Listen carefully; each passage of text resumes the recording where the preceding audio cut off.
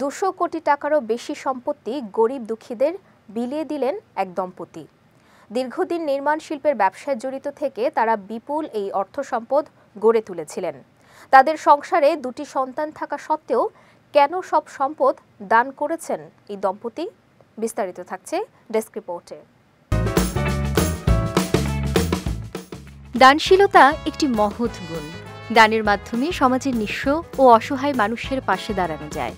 গরিব দুঃখী মানুষের প্রতি সহমর্মিতার হাত বাড়িয়ে তাদের মুখে হাসি ফোটানো যায়। এতে করে সৃষ্টিকর্তাও সন্তুষ্ট হয়।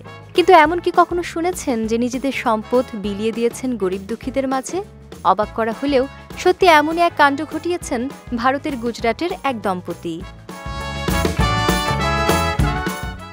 ভারতীয় এই ধনী দম্পতি প্রায় 200 কোটি রুপি গরিব দুঃখীদের জন্য দান করে নিজেরা সন্ন্যাস জীবন গ্রহণ করতে চলেছেন।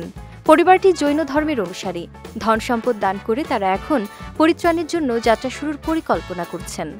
ভারতীয় সংবাদ মাধ্যম এনডিটিভি জানিয়েছে, ভাবেশ ভান্ডারী এবং তার স্ত্রী গত ফেব্রুয়ারিতে একটি অনুষ্ঠানে তাদের সব সম্পত্তি দান করার ঘোষণা দেন।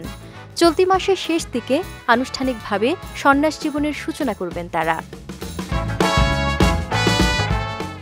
গুজরাটের হিম্মত নগরে দীর্ঘদিন নির্মাণ শিল্পের ব্যবসায় জড়িত ছিলেন ভাবেশ।